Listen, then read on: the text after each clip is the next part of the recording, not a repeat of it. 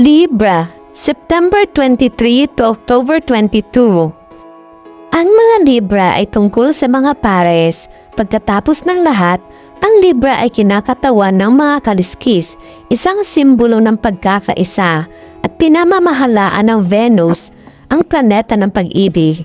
Dahil ang Libra ay ang pinakamasaya kapag sila ay pinagsama. Hindi nakakagulat na ang mga air sign na ito ay gumagalaw ng walang putol sa pagitan ng mga relasyon. Sa perpektong mundo ng Libra, hindi magkakaroon ng mga breakup. Ang mga partnership ay magiging tuloy-tuloy na estado na maaaring magsimula at huminto ng walang anumang formalidad. Ang totoo, gusto ni Libra ng panatilihing bukas ang pinto. Kinikilala nila na ang iba't ibang relasyon ay nakakatugon sa mga natatanging pangangailangan. At hanggat hindi alam ng isang Libra kung ano mismo ang gusto nilang pangmatagalan, naniniwala silang pinakamahusay na panatilihin ang kanilang mga opsyon. Bakit lumikha na mahigpit na mga hangganan? Gayun din, kapag sinimulan ni Libra ang isang paghihiwalay, madalas silang nangunguna sa isang kaaya-aya, hindi malinaw na pananalita. Halimbawa, mas gugustuhin ni Libras na magpahinga kaysa maghiwalay. Kapag nakikipaghiwalay ang partner ng Libra, ginagawa ng air sign na ito ang lahat sa kanilang makakaya upang matiyak na magtatapos ang partnership sa mabuting kondisyon. Lubos na nagmamalasakit ang Libra sa mga impresyon na ginagawa nila sa iba. Kaya sa huli, hindi lang ito tungkol sa pagmamahalan para sa kanila, tungkol din ito sa reputasyon. Scorpio, October 23 to November 21. Ang Scorpio ay tinutukoy sa pamamagitan ng pagbabagong anyo. Ang pundasyon ng lahat ng mga karanasan ng water sign na ito, ang kakayahang muling buuin at bumangon mula sa abo, ay nangangailangan ng simbolikong kamatayan. Ngunit hindi ito nangangahulugan na ang mga breakup ay madali para sa mga Scorpio. Sa katunayan, nahihirapan silang bitawan. Nang simula man ang Scorpio o hindi, palagi silang nakakaramdam ng pagkahilo pagkatapos ng hiwalayan. Hindi ito tungkol sa kung malusog ang relasyon. Maaari nilang ganap na kilalanin kapag ang isang dynamic ay mas matagal na gumagana. Ang mga breakup ay natitrigger ng mga issue sa pagkontrol ng nagla ng Scorpios, kung minsan ay nagiging sanhi ng mga sensitibong palatandaan ng tubig na ito na mahumaling sa kanilang nasirang pagsasama. Bagamat pinapanatili ng mahiwagang Scorpio ang kanilang kalmado at nakalakolektang panlabas, madalas nang ipinapakita ang kanilang matinding emosyon sa lihim. Mapilit na mapag-uugali, halimbawa, maaaring i-block ng Scorpio ang kanilang dating sa social media para lamang gumawa ng hindi kilalang account para subaybayan ang aktibidad ng ex na ito nang walang deteksyon. Ang pinakamahusay na paraan para sa isang Scorpio na ayusin ang isang nasirang puso ay ang sumisid sa kaibuturan ng kanilang kaluluwa. Harapin ang kanilang mga takot at hayaan ang kanilang sarili na ganap na proseso ang kanilang mas madilim na emosyon. Sagittarius, November 22 to December 21.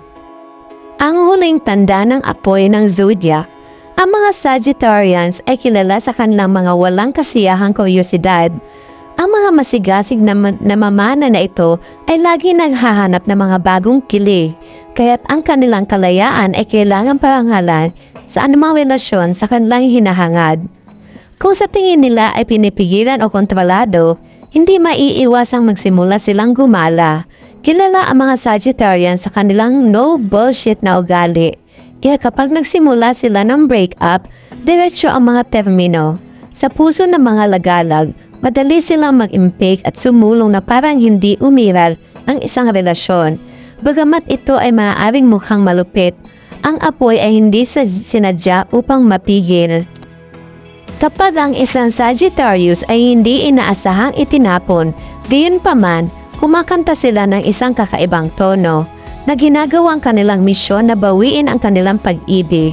Maaaring mukhang romantiko, ngunit sa katotohanan, ang magigiting na pagsisikap na ito ay kadalasang higit na nauugnay sa salpok kaysa sa pagsamba.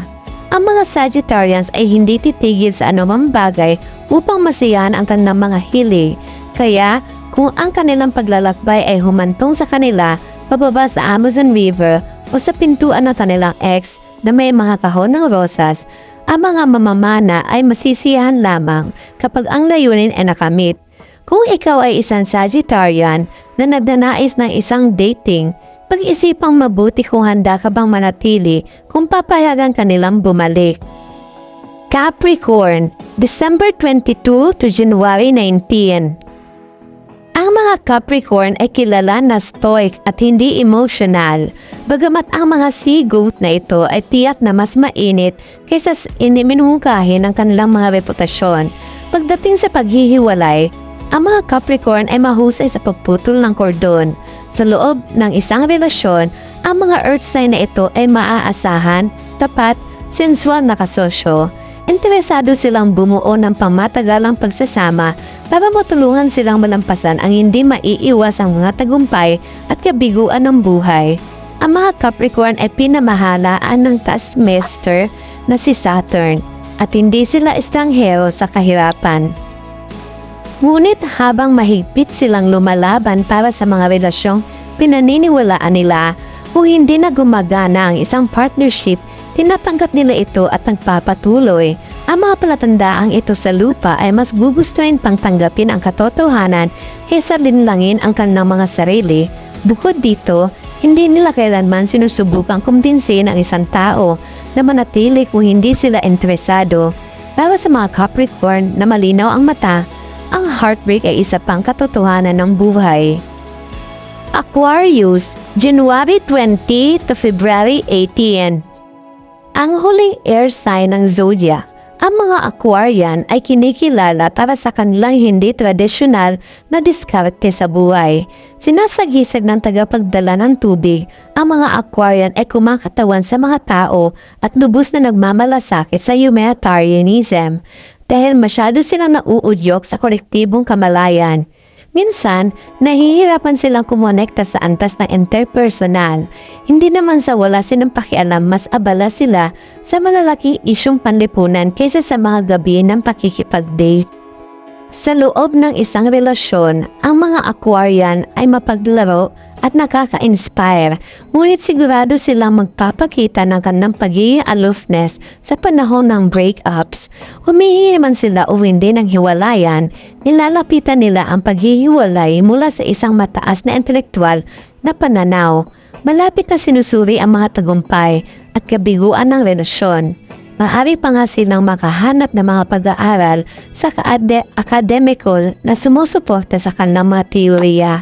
Ang klinikal na diskarte niya ito sa sakit sa puso ay maaaring mukhang hiwalay, ngunit ito ang paraan kung paano nakayanan ang nakakapagod na mga sinyalis na ito. Kahit na ipahayag nila ang kanilang mga damdamin sa hindi pangkaraniwang paraan, nakakaramdaman nila ito at kailangan nila ng suporta mula sa kanilang mga mahal sa buhay upang gumaling. Pisces, February 19 to March 20. Ang Pisces ay ang huling tanda ng zodiac at ang mga isdang ito ay intuitive, malikhain at pinakamasaya sa gilid ng pantasya at katotohanan. Ang kanilang espiritu ay tinutukoy na mystical gray na mga lugar sa pagitan ng mga mundo dahil ang kanilang mga puso ay nauumapaw sa karunungan at empatya. Madali para sa Pisces na mapuspos at lumangoy palayo upang maiwasan ang mabangis na damdamin.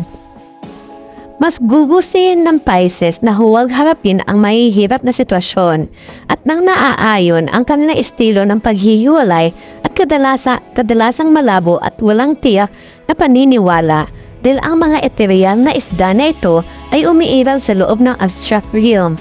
Ang mga konkretong hangganan ay hindi kanilang malakas na suit at sa halip na magtatag ng mga tiyak na pagtatapos, mas gusto nilang lumayo sa mga magkasintahan at relasyon na nagiiwan ng higit pang mga katanungan kaysa sa mga sagot sa kanilang kalagayan dahil madalas silang nakakatanggap ng kalinawan sa pamamagitan ng mga panaginip. Ang Pisces ay dapat magpahinga ng gusto sa panahon ng breakups at magtiwala sa kanilang lakas ng loob na sabihin sa kanila kung anong mga desisyon ang dapat gawin. Hello po! Uploaded na din po para sa Aries, Taurus, Gemini, Cancer, Leo at Virgo. Thank you!